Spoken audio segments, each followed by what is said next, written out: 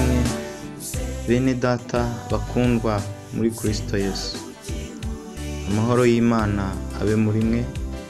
Mbanje kubasuhuza mu izina ry'Umwami wacu Yesu Kristo. Amazina yanjye ni Shyaka Edward, umusore wagiriwe ubuntu n'Umwami wacu Yesu Kristo. Nishimiye kuganira namwe ijambo ry'Imana. Umwami Yesu aduhane umugisha. Muri aka kanya tugiye kuganira ijambo ryerekana ibyumba bitandukanye duhuriramo n'Imana. Ndibuvuge ibyumba bigera kuri 4 ndetse n'ikindi cyumba kimwe cyihariye, ariko cyo sindi bukibare nk'icyumba, ahubwo ndakibara nk'ihuriro rusange cyangwa se uruganiriro cyangwa se sitting room. Mu buzima busanzwe iyo tuvuze ibyumba, abantu bose iyo bubaka amazu yabo, yubaka inzu akayiha ibyumba ndetse akayiha n'uruganiriro cyangwa se sitting room cyangwa living room mu rurimi rw'Icyongereza. Usanga kenshi umuntu yarubatse icyumba cy'abashyitsi n'inshuti, ubundi ugasanga yubatse n'ikindi cyumba cy'abana be, kandi nanone ugasanga yubatse icyumba cye nka nyir'urugo cyangwa icye n'umugore we, ese umufasha we. Ese aduhane umugisha. Ni ukuvuga ngo ibi byumba ni ibyumba bitatu, ariko kimwe kirimo ibyumba 2. Nimvuga icyumba cy'abashyitsi turakibonamo ibyumba 2, kuko habanza uruganiriro, aho naho abantu bose rusange.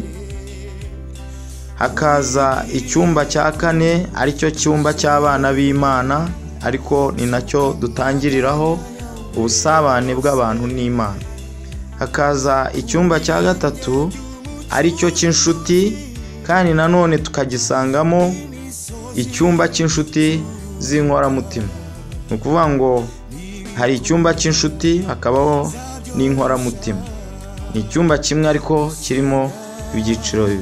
Hakaza n'icyumba cy'umugore cya nyir'urugo, cyangwa se iyo umuntu atararongora yubaka icyumba cy'agateganyo cye n'umugore wazashaka cyangwa umugeni.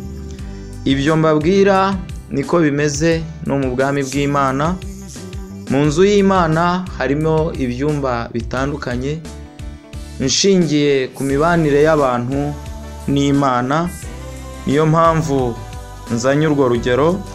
Reka tubanze dusome ijambo ry'Imana mu butumwa mu byakozwe n'intumwa, mu mbabarire, ibyakozwe n'intumwa ibice 13, mu mbabarire, ibyakozwe n'intumwa igice cya 1 umurongo wa 13. Basohoyeyo barurira bajya mu cyumba cyo hejuru, aho Petero na Yohana na Yakobo na Andereya na Filipo na Toma na Bartolomayo na Matayo na Yakobo Arufayo na Yakobo mwene Arufayo na Simoni Zerote na Yuda mwene Yakobo babaga. Abo bose hamwe n'abagore na Mariya nyina wa Yesu na bene se bakomezaga gusengana umutima uvuye. Yesu ashimwe bene data. Aha ijambo ry'Imana ritweretse intumwa, hanyuma yo kuba Umwami wacu Yesu Kristo yari amaze kubakurwa asubiye mu ijuru, ubwo yari amaze kubabwira ngo mugende mutegerereze i Yerusalemu, ngo ntimuzave i Yerusalemu mutarahabwa imbaraga. Ni ukuvuga ngo yari amaze kubategeka yuko hari icyumba bagomba kubamo kugira ngo babashe kongera ubusabane bwabo n'Imana, kandi babashe guhindurwa bagere ku rundi rwego rwiza rwo kuba umugeni wa Kristo, kuko mbere bari bataraba umugeni nyakuri cyangwa se umugore wa Kristo. Yesu aduhane umugisha. Reka ntangire nsobanura mu magambo make. Ubundi Yesu Kristo yagendanaga n'abantu benshi. Muri abo bantu benshi harimo abamwemeraga n'abataramwemeraga, batarizera ngo bihane, kandi nanone muri abo benshi hakabamo abizeraga izina rye bagahindurwa abana b'Imana, ndetse muri abo bana b'Imana niho yatoranirijemo abigishwa yabanje gutoranya abigishwa 12 nk'inshuti ze z'inkoramutima. Hanyuma muri izo nshuti ze z'inkoramutima 12 nabo yaje gutoranyamo 3, murambabarira, muri mu ntumwa 12 abo bari inshuti ze, ariko mu kuba inshuti ze aza gutoranyamo n'abandi 3 nk'inshuti z'inkoramutima. Kandi nanone muri abo 3 aribo Petero na Yohana na Yakobo, yaje gutoranyamo umugabo umwe waryamaga mu gituza cye, ari we Yohana intumwa. Uwo yari umugeni. Ni ukuvuga ngo ba bandi rusange bagendagendaga hose bashaka Yesu Kristo cyangwa baje kumwumva, harimo n'abatarakizwa, harimo abanyabyaha, harimo abatamwemera n'abamuhakanya, harimo abamwanga n'abatamukunda, ariko abo bose bari abantu b'Imana. Mu yandi magambo babaga bahuriye nawe mu ruganiriro.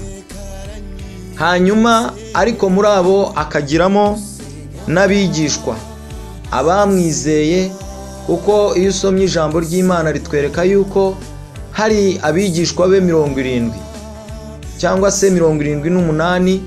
Iyo usomye mu butumwa bwiza bwa Matayo ibice 10, ndetse no mu butumwa bwiza uko bwanditswe na Yohana ibice 6, naho ijambo ry'Imana hari aho ribitwereka.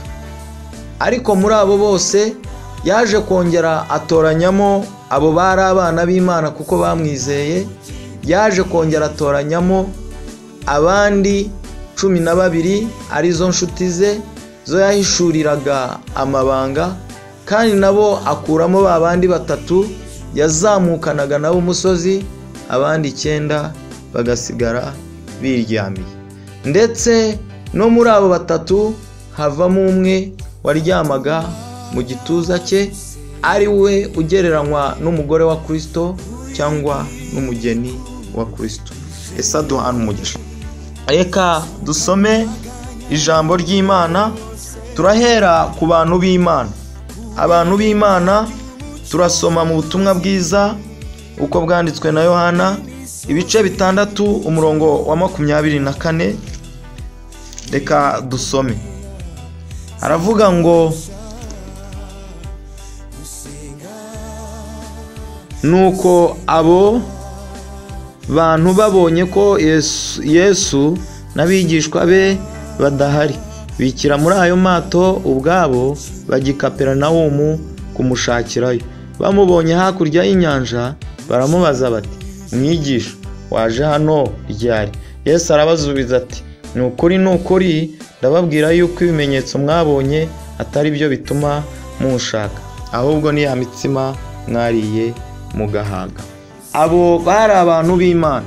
Ubundi baba bizera n'abatizera, twese twaremwe n'Imana. Imana yari yaraturemye mu ishusho yayo, iturema idukunze kandi dufiteho umugambi mwiza wo kugira ngo twubahishe izina ryayo. Ariko umwanzi Satani abasha kwitambika, yica umwana w'umuntu mu buryo bw'umwuka, arangije adukura mu kuba abana b'Imana, adukura mu cyumba cyo kuba abana b'Imana, kandi adukura mu cyumba cyo kuba inshuti z'inkoramutima z'Imana, ndetse adukura mu cyumba cyo kuba umugore wa Kristo cyangwa umugeni we, ubwo yakoreshaga Adamu wa mbere icyaha, akamukura mu ngobyi ari igereranywa n'umwuka wera. Icyo gihe twese twabaye abantu b'Imana. Ariko kubw'urukundo rukomeye, ijambo ry'Imana nk'ubwo ribivuga mu butumwa bwiza bwa Yohana mu bice 3 umurongo wa 16, hatubwira ngo kuko yakunze abari mu isi cyane, byatumye itanga umwana wayo w'ikinege, kugira ngo umwizera wese atarimbuka, ahubwo ahabwe ubugingo buhoraho. Yesu Kristo yagarutse kugira ngo yongere kudukura muri icyo cyumba cyo kuba abantu b'ibyigomeke bakora ibyangwa n'Uwiteka. Abantu bose ntawe utazi yuko Imana iriho, ndetse nta n'utazi yuko yaremwe n'Imana, nubwo bamwe bayihakana ndetse abandi ntibayizere, ntibakore ibyo gukiranuka. Ariko bose iri teraniro ritweretse yuko Kristo iyo yagendaga, abantu bose rusange wasangaga bahuruye. Hariho bamwe bazwanwaga n'inyungu zabo, abandi baje gushinyagura no gushungera, ndetse abandi baje guhakana gukora kwa Kristo. Niyo mpamvu mu Bagalatiya ibice 2:5 havuga ngo mugire umutima nka wa wundi wari muri Kristo. Ni ukuvuga ngo kugira uwo mutima ni uko tubanza kugera ku rwego rwo kuva mu bantu, mu cyumba cy'abantu, tukava mu cyumba cy'abana, ndetse tukava no mu cyumba cy'inshuti, tukarenga icyumba cy'inkoramutima, ahubwo tukaba umugeni wa Kristo cyangwa umugore wa Yesu Kristo. Hahandi turyama mu gituza cy'umwami wacu ari we mukwe, ari we mugabo wacu waducunguje amaraso y'igiciro cyinshi, ndetse iyo niyo nkwano yatanze y'ubugingo bwacu, yatanze inkwano y'amaraso ye kugira ngo twe kurimbuka. Yemera kubabazwa kugira ngo tubeho, ariko kugira ngo yironkere ubugingo bwacu. Rero dukwiriye kuryama mu gituza cye kugira ngo duhishurirwe amabanga ye, twumve gutera k'umutima w'umwami wacu Yesu Kristo, kandi tumenye ibiri mu mutima we, nk'uko Yohana yabashije kumubaza kubera ko yari ari mu gituza cye, mu gihe abandi bigishwa b'inshuti ndetse n'inkoramutima bo batatinyutse. Hariya aho yabaganiriraga biriya, niwe wamubajije kuko yari ari mu gituza nk'umugeni cyangwa nk'umugore, kandi inkoramutima ziraho ariko ntizabashije kumenya. Buri revo, buri uko ugenda usabana n'Imana, nirwo rwego ugeraho rwo kumenya ubwiru bw'Imana ndetse n'ibiri ku mutima w'Imana. Akenshi abenshi abubatse murabizi, ni ukuri umugore n'umugabo iyo bari mu cyumba cyabo baganira byinshi, kandi iyo bari mu cyumba cyabo ntabwo umwana aba yemerewe kwinjiramo, kuko baba bafite amabanga akomeye kandi hari ubwiru buhambaye umwana adakwiriye kumenya. Ndetse n'inshuti zabo, niyo baba bafite inshuti z'inkoramutima, nazo ntago zishobora kwinjira muri icyo cyumba mu gihe cy'ubusabane bw'umugeni cyangwa bw'umugore n'umugabo. Natwe dukwiriye kurenga ibyo byumba byose tukabisohokamo, tukinjira mu cyumba cyo kuba umugeni wa Kristo, kubera yuko abantu basanzwe batemera Kristo, Kristo namwe yitangiye kugira ngo mwese mumwizere mube abana be, kandi bye kugarukira kuba umwana, kubera yuko nagaruka ukiri mu bantu rusange nta mugabane uzabona w'iby'ijuru. Ariko nuva muri abo bantu ukizera ukaba umwana, birakwiriye yuko uva no mu muryango w'abana, kuko abana mu cyumba cy'abana, kuko abana ntago bajya bamenya agaciro k'umurage bahawe, ndetse nta nubwo bashobora iyo batarakura ngo bagere ku gipimo cyiza, kuko umwana uko umurera agakura, iyo akuze aca bugufi yumvira umubyeyi, agera akarenga ku rwego rwo kuba umwana, ahubwo akaba inshuti ndetse akaba inkoramutima. Ejo ugasanga ari umuntu umenya ibiri ku mutima w'ababyeyi. Ni ukuvuga ko iyo akiri umwana, nubwo aba ari umwana w'umurage, ariko ntabwo aba azi agaciro k'umurage yahawe. Ikindi ni ukuvuga ngo umwana nta banga agira. Ni nayo mpamvu ijambo ry'Imana ritwereka yuko abana barereshwa amata y'umwuka aho kurereshwa ibyo kurya bikomeye. Bisobanuye yuko bahabwa gake cyane ku by'ubwiru bw'ijuru, ku mabanga y'umwami wacu Yesu Kristo bamenya bike, kuko byinshi bimwe bikomeye ntibabasha kubyihanganira. Nk'uko twabonye yuko umwami Yesu yari afite abigishwa benshi, ariko igihe cyagera yababwira yuko ari we mutsima w'ubugingo bikabagusha, kubera yuko bari bataragera ku gipimo gikwiriye cyo gusohoka muri icyo cyumba. ikindi ntarasoza, mu yandi magambo, abana niyo bambaye umwenda mwiza ntibabimenya, ahubwo bajya babasha kuwanduza. Ariko inshuti nanone dukwiriye kurenga igipimo cy'inshuti, kuko nubwo bariya 12 bari inshuti, Kristo akabahishurira amabanga ndetse akabategeka kwera imbuto nk'inshuti nziza, kuko inshuti nyanshuti niyo ikora ibyo ushaka, ikagendera mu mabwiriza yawe, kandi nanone akabaha ububasha bwo gusaba icyo bashaka. Mu yandi magambo, yari yarabahaye ubutware bwo kuba ari abakozi b'Imana badasanzwe.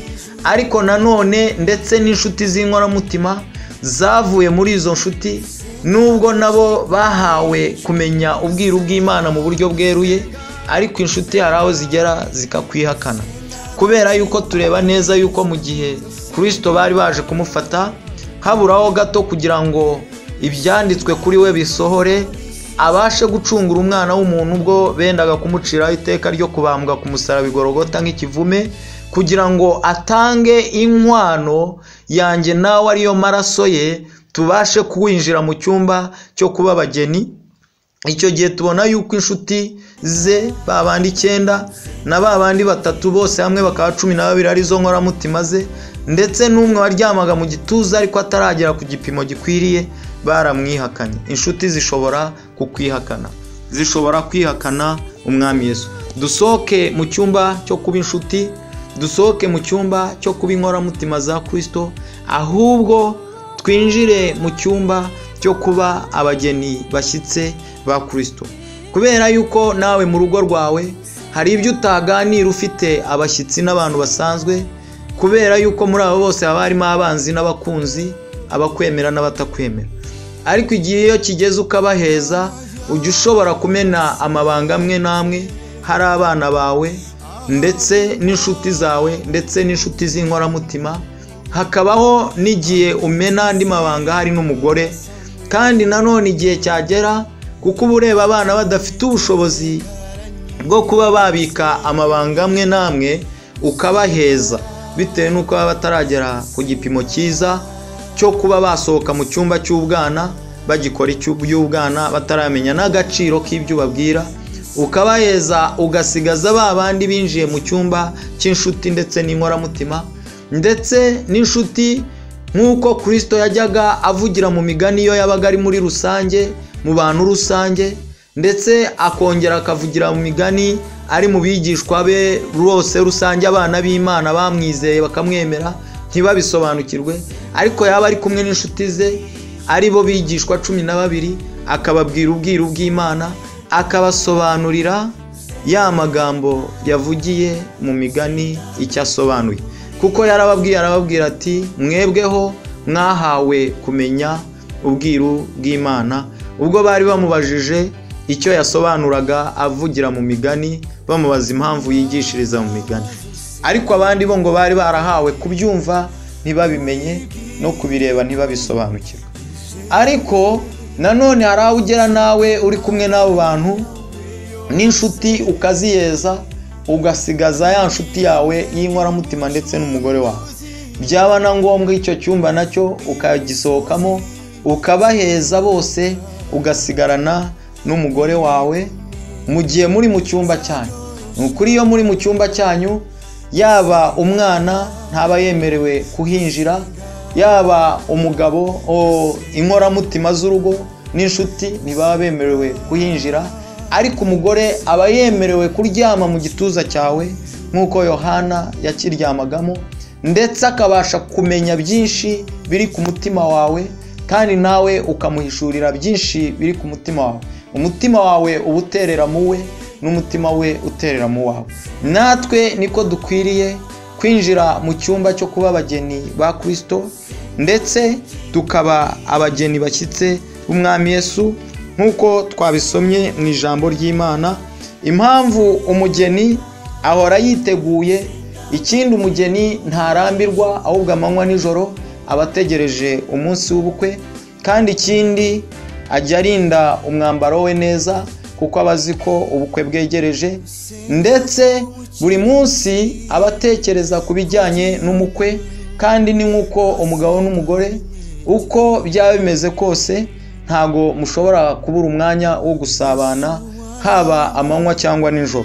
Reka dusome mu Byahishuwe ibice 19 umurongo wa 7. Tunezerwe twishime tuyihimbaze kuko ubukwe bw'umwana w'intama busohoye, umugeni we akaba yiteguye.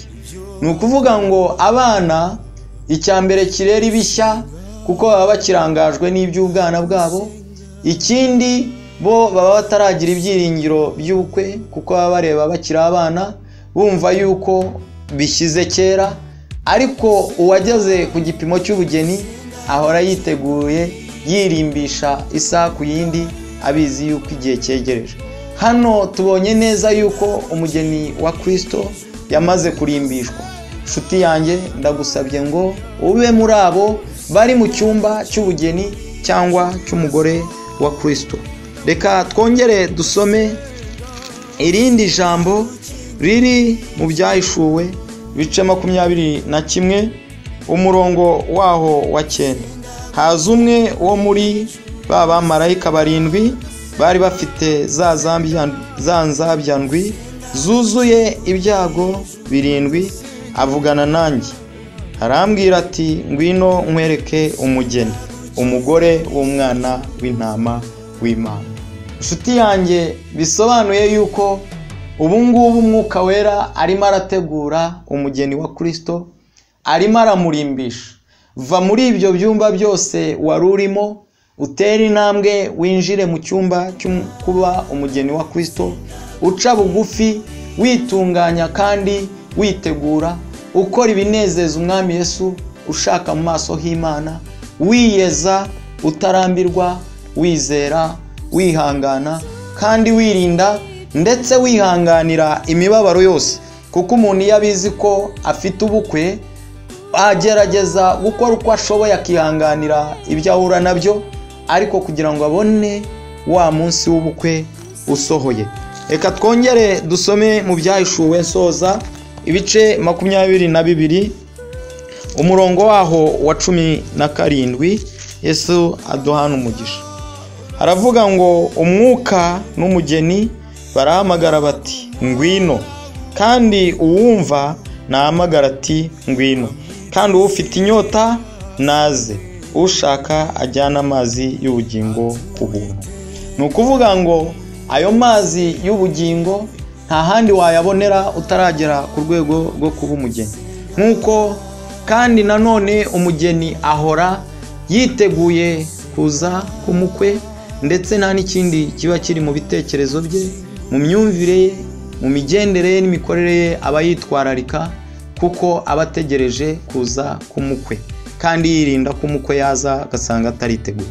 Ariko ikinezeza nuko nk'uko twasomye ijambo twatangiriyeho mu Byahishuwe igice cya mbere, twabonye neza yuko Kristo amaze gusubira mu ijuru, mbere yuko asubira mu ijuru yahamagaye ba bandi bose abamwihakanye kandi zari inshuti z'inkoramutima, abandi bari inshuti ze, abandi bari abana b'Imana.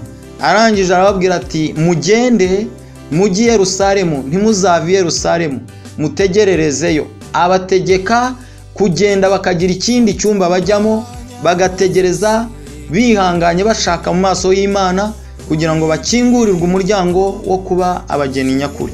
Hanyuma baragenda nk'uko ijambo ry'Imana ryabitweretse, burira mu cyumba cyo hejuru. Uyu munsi inshuti yanjye ngewe nawe birakenewe ko tuva mu bindi byumba tukurira mu cyumba cyo hejuru kugira ngo duhabwe imbaraga z'Imana.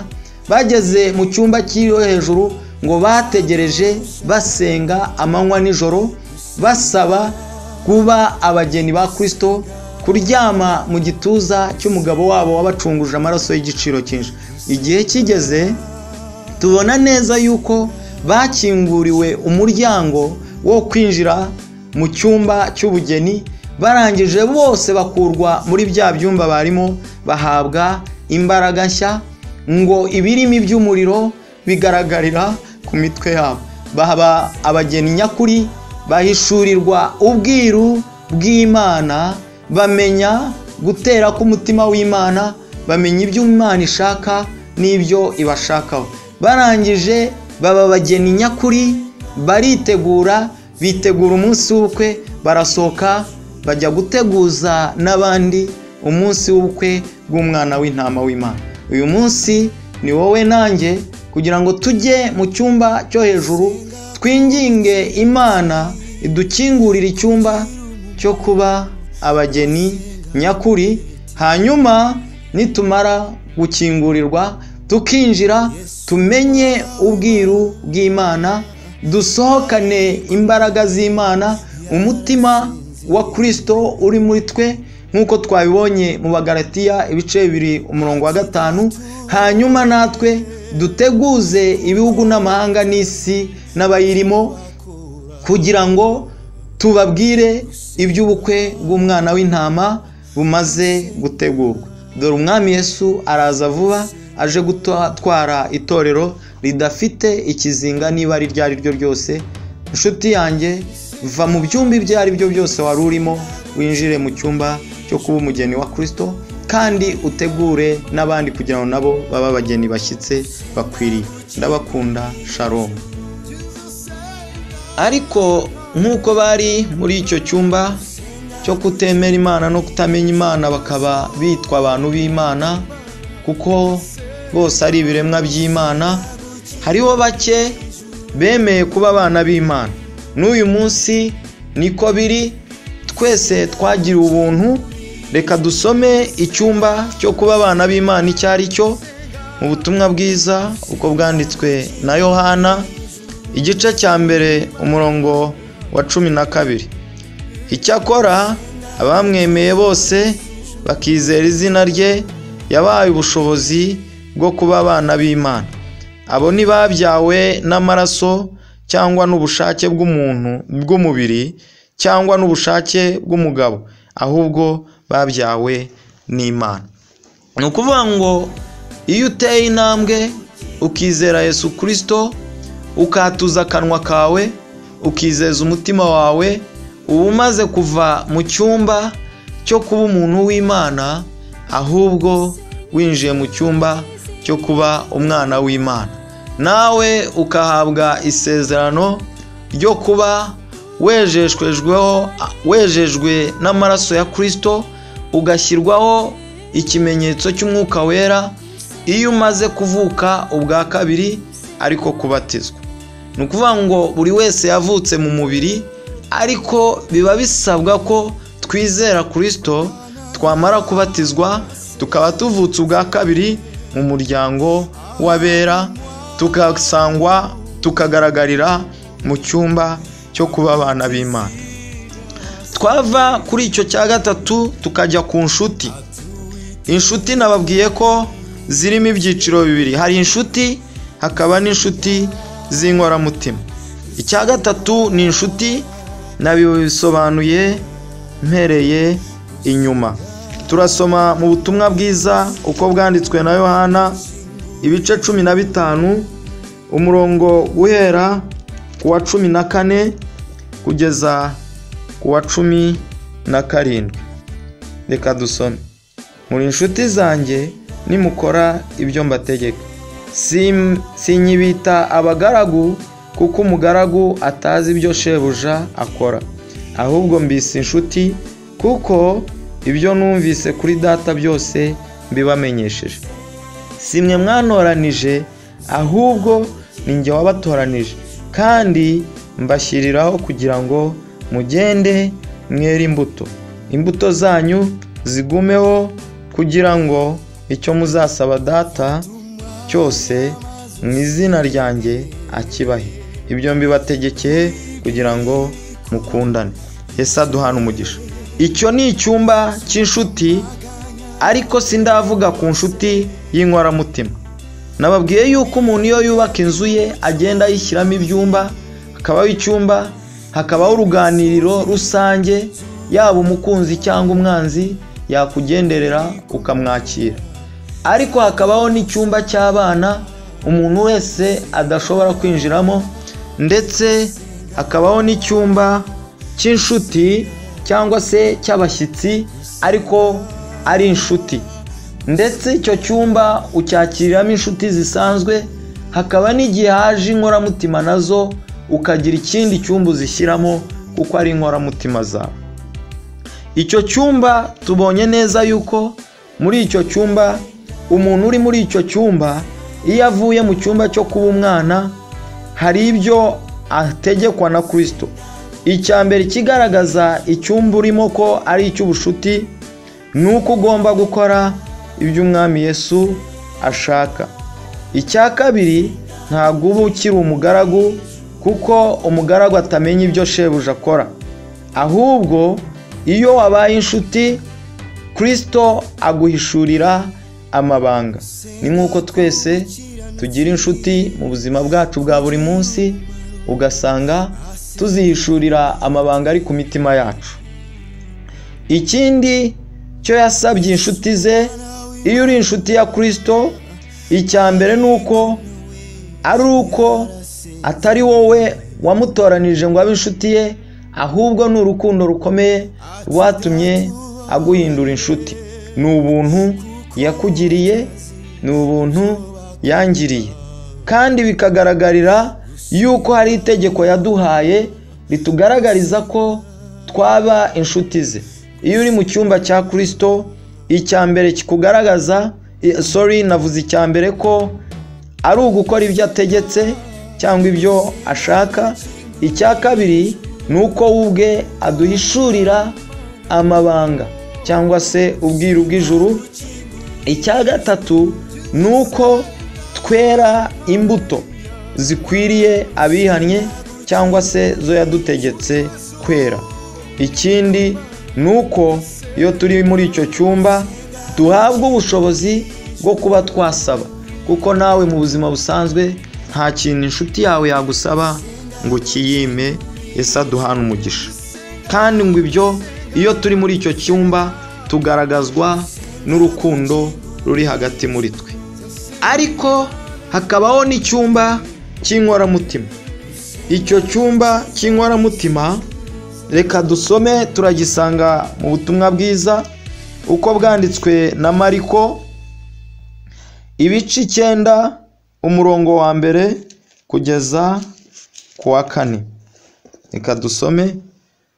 Umutwe w'ijambo uravuga ngo Yesu arabagirana, Mose na Eliya babonekana nawe, arababwira ati, ndababwira ukuri yuko abangaba bahagaze hano harimo bamwe bazabona ubwami bw'Imana buzanye ububasha batarapfa. Nuko iminsi 6 ishize, Yesu ajyana Petero na Yakobo na Yohana bonyine, abageza mu mpinga y'umusozi muremure. Umubiri we uhindukira imbere yabo, imyenda ye irarabagirana yera dedede, kandi nta mumeshi wo mu isi wese wabasha kuyeza atyo. Maze Eliya na Mose barababonekera bavugana na Yesu. Yesu aduhana umugisha.